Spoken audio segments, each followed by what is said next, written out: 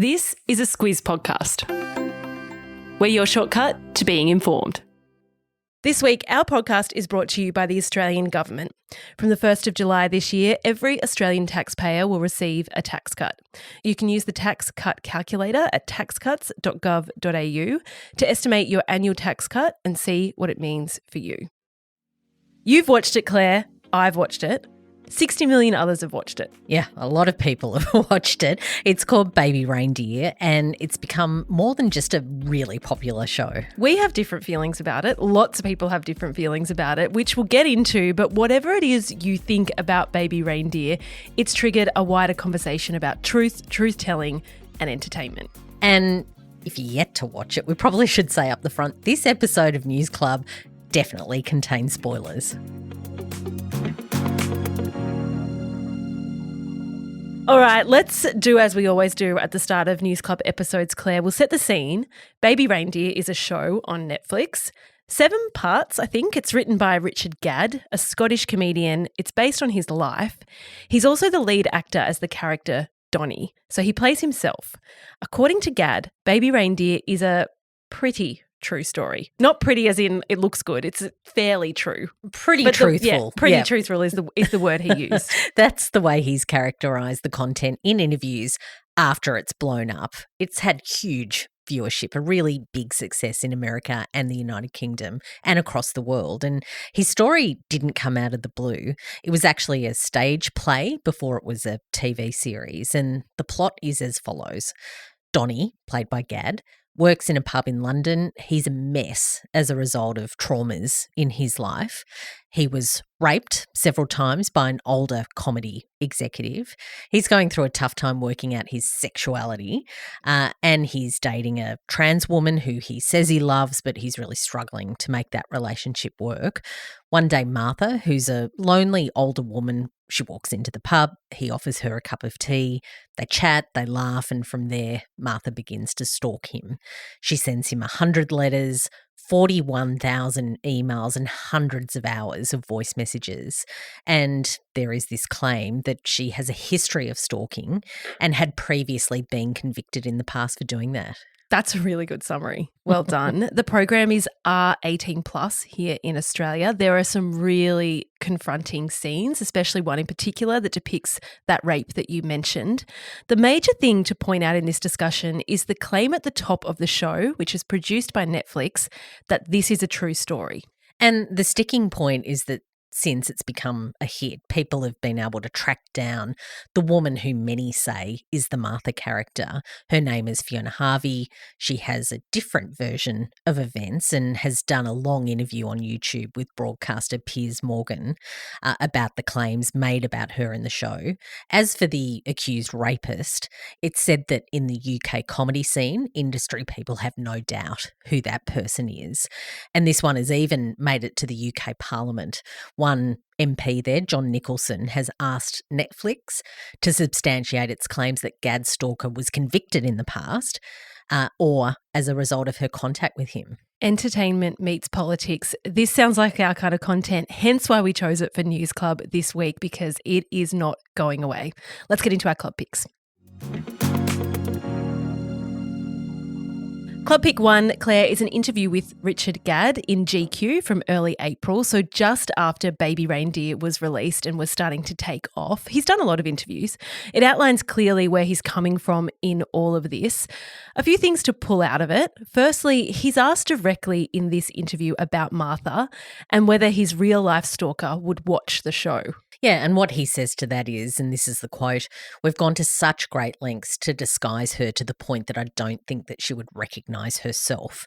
What's been borrowed is an emotional truth, not a fact-by-fact profile of someone." Since then, of course, Fiona Harvey has been identified as a likely person, so there's a lot of questions for Gads about just how careful he was. For Gadd and the producers and anyone involved in the making of the show. Secondly, he's asked at the start, a caption reads, "This is a true story." Were there parts of this you had to adapt?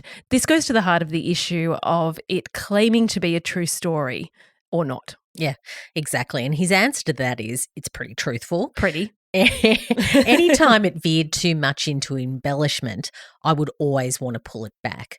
It's extremely emotionally truthful. He comes back to that a lot. Yeah, This the emotional yeah. truthfulness of it. And this he goes on, of course, this is a medium where structure is so important. You need to change things to protect people. But I like to think artistically that it never moved too far from the truth. It's funny, that emotional truthfulness and then artistic truthfulness. Fascinating answer, I think, because of that claim at the start of each episode. It's a response that's been picked apart since. For example, Piers Morgan, after he interviewed Fiona Harvey, questioned if there's been a failure of duty of care in declaring it true.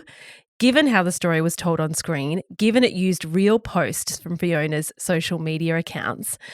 Finally, on this one, for anyone who has seen it, you might be wondering, is Richard Gadd okay? The experience he depicts, especially with regard to the rape, is highly disturbing. Yeah, it's a reasonable question to ask if you watch that. Certainly the question I had. Yeah, exactly. He's responded, it's definitely time for a holiday. He goes on, but at the same time, I've reached a phenomenal level of understanding through doing it this way. Coming clean about the sexual abuse that I went through was more helpful than any therapy. And we did say at the top, but it's probably a good time to reiterate that Baby Reindeer on Netflix isn't the first iteration of this story. There was a play back in 2016 called Monkey See, Monkey Do, and then a one-man show called Baby Reindeer. So he's been telling these stories for some time. Many Fiona years. Harvey suspected she is Martha for some time also. This one has only become widely known about because of the success of the show. So that's Richard Gadd and that GQ interview. The links are all in your episode notes if you want to read it in more detail. Let's move on now to the issue of truth. Club Pick 2 is a piece in the Free Press called Baby Reindeer is a True Story, but Whose True Story?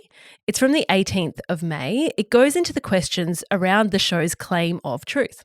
And I think what this piece does really well is to outline all of these very uncomfortable points in the conversation, why it's being so heavily scrutinised. It quotes Nora Ephron. She's a late American rom-com filmmaker and author. So I'm quoting a quote here. This is dangerous territory, but I'm going to do it because I think it's a really good quote. When you slip on a banana peel, people laugh at you. But when you tell people you slipped on a banana peel, it's your laugh. So you become a hero rather than the victim of the joke. And that's sort of the explanation for what Gadd has done here with this story. He's turned the terrible into a huge success. It goes on, this piece, to explain that it is his story to tell, but the Martha character is inevitably a supporting character in it. She's also, though, a real person. It's a really tricky one to criticise as well because it's so raw. But it's also a story that's resulted in the public humiliation of a woman who is possibly unwell. So complex. All of these things. And it's here that we bring up that Netflix commissioned the series. They've been asked about the claim of truth in front of a parliamentary committee. It's gone all the way to the UK Parliament. The UK's head of policy, chief for Netflix, Benjamin King, said, "We didn't want to anonymise the whole thing or make it generic to the point where it was no longer his story, Gadd's story." He said that he personally wouldn't be comfortable in a world which we decided it was better that Richard was silenced and not allowed to tell his story. His emotional truth, his whatever that might be. artistic license, And of course, off the back of that, a UK politician has written to Netflix to ask them to explain further.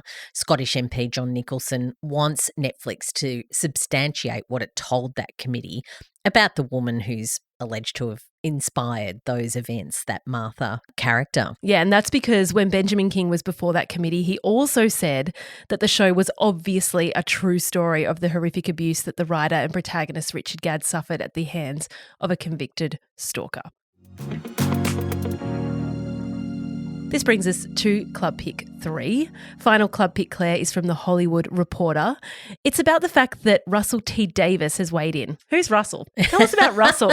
He's a big deal. Yeah, I feel like he's the kind of character that in all of this that you have to say his full name, Russell T Davies. I don't know why. Yeah, he's a big deal. Okay, in producing. He just likes to be a T. Yeah, in the middle. I think so. Mm-hmm. So he created the 2005 revival of Doctor Who. So if you're into UK entertainment, he's a really big deal, this guy. Mm-hmm. In an interview with The Times in the UK, he said that the BBC would have been much more strict when it comes to this true story disclaimer. Yeah, he said, compliance and editorial policy drives us mad here, but I sleep at night.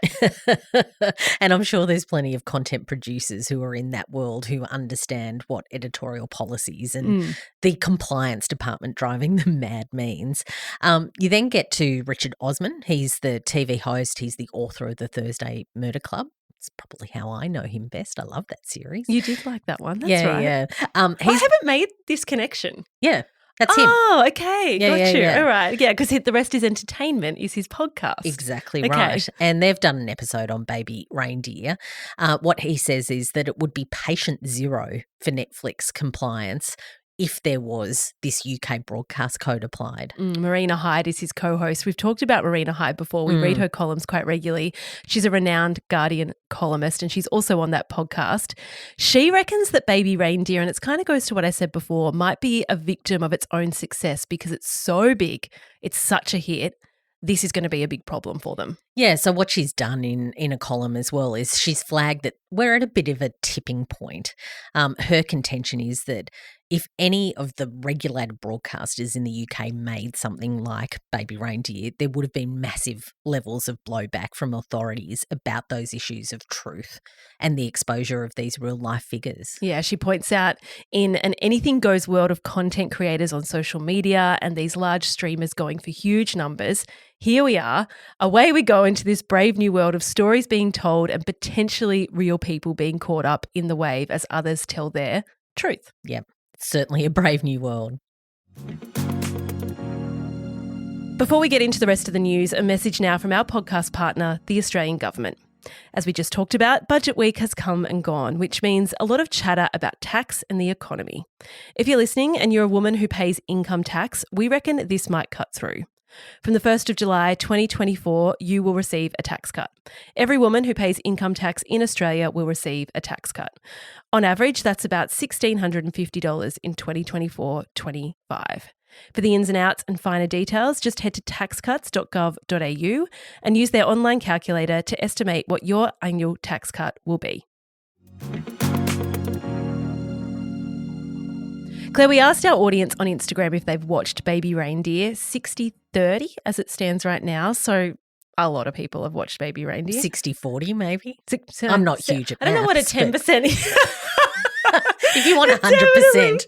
Definitely 60-40 would be the correct. Oh my goodness me. Like Thank you. 2/3. I'm glad this isn't a podcast I do solo, put it that way, because that would be incorrect. 60-40 in fact. Yeah, exactly. And we're going to ask our newsletter audience and dive into that if you haven't already. Are you interested in the truth of Baby Reindeer or do you just want to be entertained? Yeah, so that's the poll we're running in the newsletter that's also out today. The results of those polls will be on our Instagram page across the week at the Squiz News Club. But in the meantime, if you're listening on Spotify, you can also vote in that poll. I'm going to ask you the question, Claire. How would you respond to that poll question? It's tricky, isn't it? I do care because clearly I've read all this stuff and hugely interested. So to say I don't really care isn't correct. But I think I'm kind of big enough and ugly enough to make up my own mind and actually read the facts and then choose the entertainment bit and be interested in the truthfulness bits. Is that your final thought?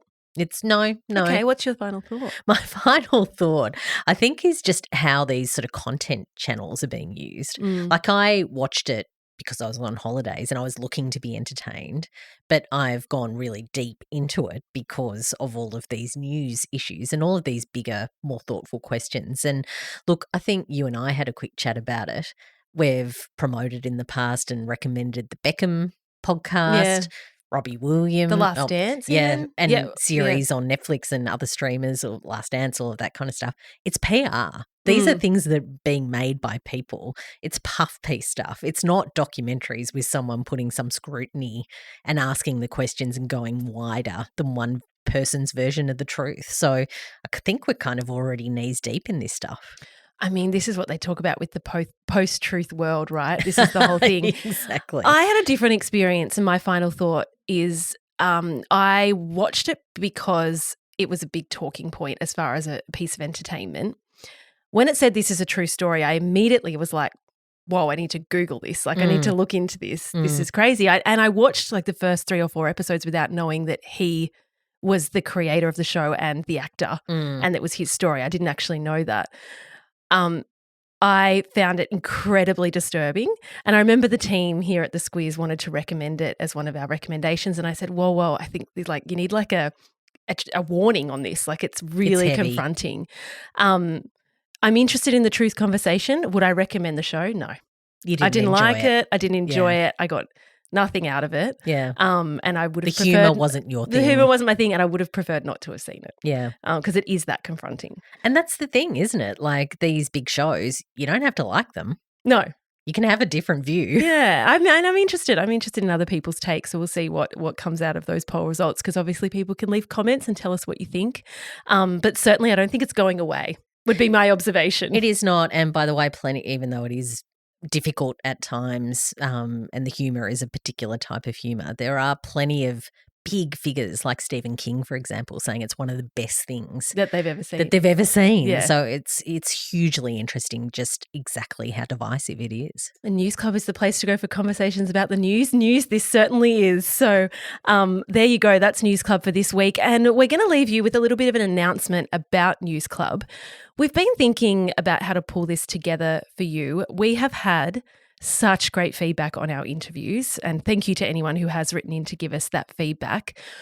The other bit of feedback we've had is that we're producing a lot of content and people don't have time to keep up. And look, the Squiz mission is to help busy people make sense of what's going on around them. We know you're busy. Yeah, so it's really good, I think, just to take a step back and say, is this helpful or is it too much? Are we cluttering things up a little bit for you? So we're just looking at how do we ensure that we keep the quality up. We're pretty busy people as well. Interviews seem to be the way to go. And Kate, I personally think you're very, very good at them. So I'm hoping that we can do a lot more of those, but do it in a way, not in that week-to-week schedule, but cluster things together to make sense of the news. Yeah, we're looking at more of a series-based approach, and we'll tell you more in the coming weeks. But long story short, News Club isn't going anywhere. It just might have a slightly different rhythm. Stand by while we work it out. That's a cliffhanger. Was that a deliberate pause? Was that a dramatic pause? Oh, look out. Shall we be producing a Netflix show soon? What's the answer? Stand by. Weekly Wrap, of course, not going anywhere. Our weekly podcast with the week in news and what's coming up. To that end, we will chat to you on Saturday.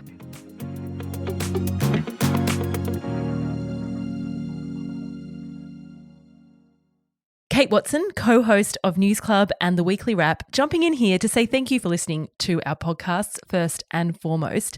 And if you like them, we'd really appreciate it if you could share them. Tell your mates about us. Tell your family. Tell your barista. Tell your hairdresser. Whoever you think might be interested in the news that we cover. You telling people about us is still the number one way we grow. Thanks in advance.